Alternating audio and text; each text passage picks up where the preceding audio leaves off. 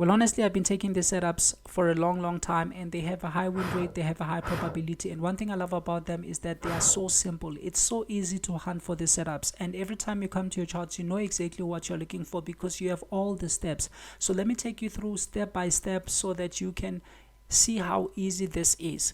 And as you can see on my chart here, I have GU. I executed it here and I took my TP here. And most of you will be thinking like, oh, you left a lot on the table. Yes, that's because it's not the size of the move that really matters to me. It's the quality of the setup.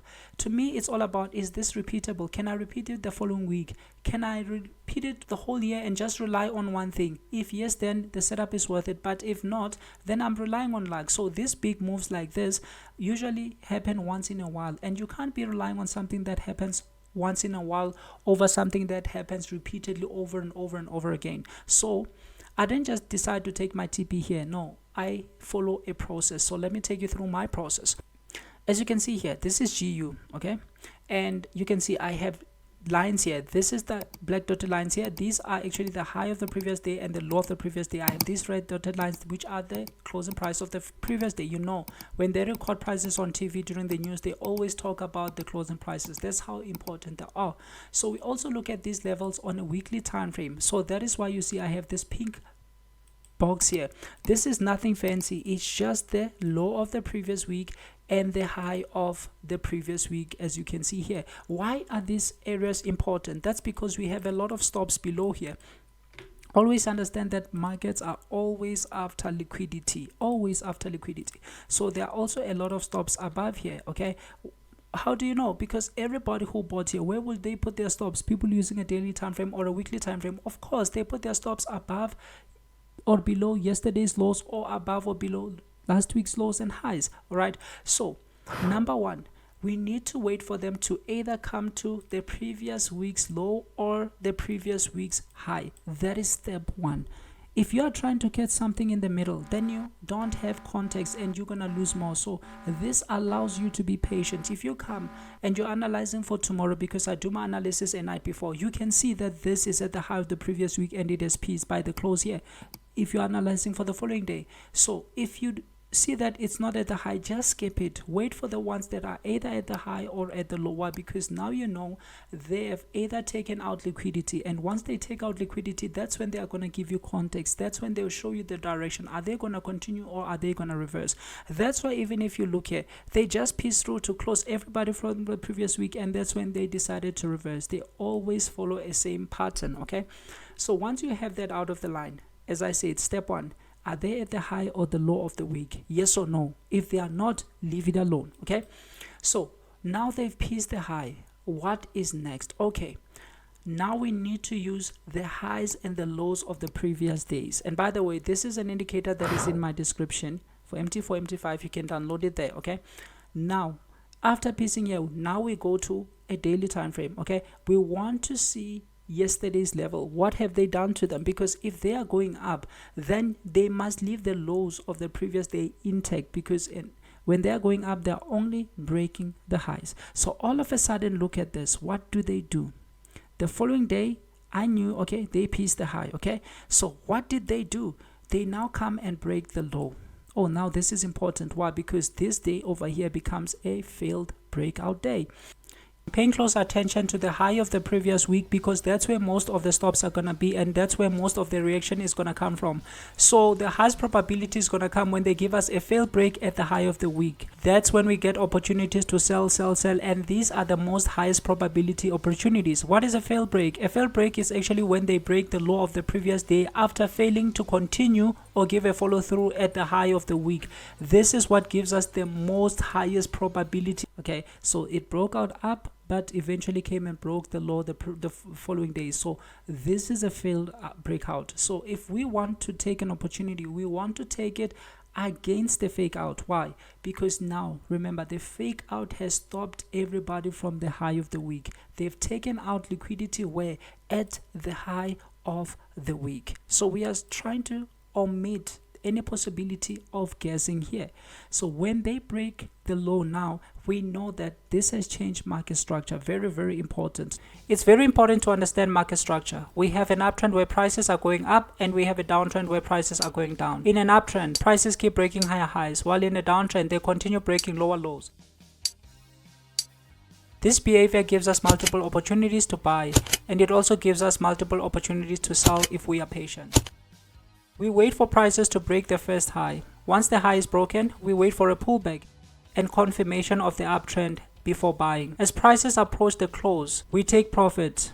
The next day we wait for another pullback, look for confirmation, and then buy again. We keep looking for buying opportunities until we get a failed break. A failed break is when prices break below the previous day's low. After a failed breakout, we wait for a retest and then sell and close before the day closes. And we repeat the next day. Not only that, this is now weak. Remember, we sell weakness, we buy strength. So when they break the low, this shows you weakness. Okay, so we want to position ourselves for what? For going against if the following day they now give a setup. So we can see this is the low. If we want to be selling, what are we waiting for? We want them to actually do something fascinating. We want them to push prices up so that the following day we can sell them high. Because if you're going to sell, you want to sell something that is high. If you're doing a business, you want to sell something at a higher price. If you're buying, you want to buy at a lower price to make profit, right? So the same applies to here.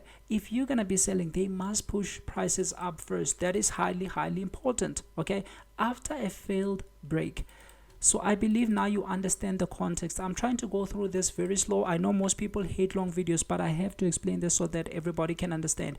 They gave a failed break at the top when they violated this low. Now we want to position ourselves for a sell. Okay, let's see. Now we can apply the patterns. Okay, now they come and actually give us a beautiful triangle here, and they break to the downside. You see, they break to the downside, and I actually took it on this candle because on the broker where I was taking, like some brokers really don't give you good candles. You see here, I would have taken it on this candle. Mind you, this was the CPI candle for the pound. Okay, the CPI was a little bit short. I think it was 2.8, and the expectation was around 3%.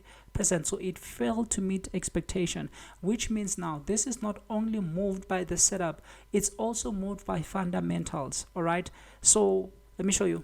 As you can see here, this broker gave me a candle that was full of doubts. Although on the other one, I saw that this was an engulfment candle. I'll show you again. But this one, you can see they gave something like a doji. It had long weeks. So I had to wait to be sure. They gave an inside one. And the moment they broke this inside one, that's where I now took a sell and put my stops just above high. Okay. Not so much stop because this is, by the way, a currency. So you can see why I actually took it on this one. I didn't wait for the candle to close because they had already given me context on the other broker. And again, I just wanted them to just hit this below this one point. And that's when I knew that, okay, they are collapsing, which is why I actually took it.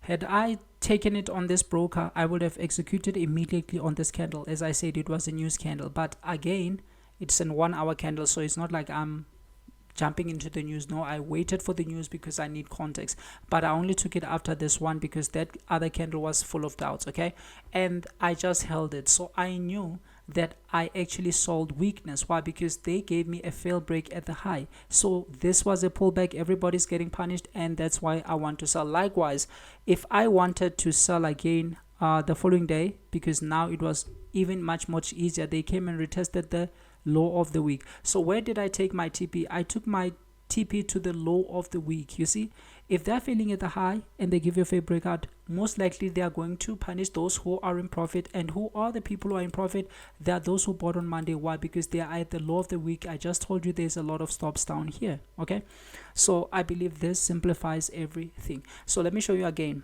If I wanted to sell again, what do you wait for? If you're going to be selling, always wait for them to push prices up so that you can buy a little bit higher. You see, this is a beautiful engulfment because this is an M, okay? this is an M. Likewise here, this is just a beautiful M. Okay, so you can't say you're taking this one you don't have context. Again, you need to make sure you have context. They try to push up and eventually fail, and that's where you want to actually to take it down. But I had a lot of setups on this day again, so that's why I never relied on this one. And besides, this is now a climax candle. As I told you, these are moves that happens once in a while. You need something that is repeatable. So I know if they give me such a big move quick in a day, this is more than the average daily range. And mind you, I usually don't expect much follow through the following day. Well, I have this playbook in my description. It's a playbook that contains all the strategies that I used. It contains the trend continuation, the trend reversal, and the most explosive trading strategy for indices, which have different kind of trends. So it's well detailed.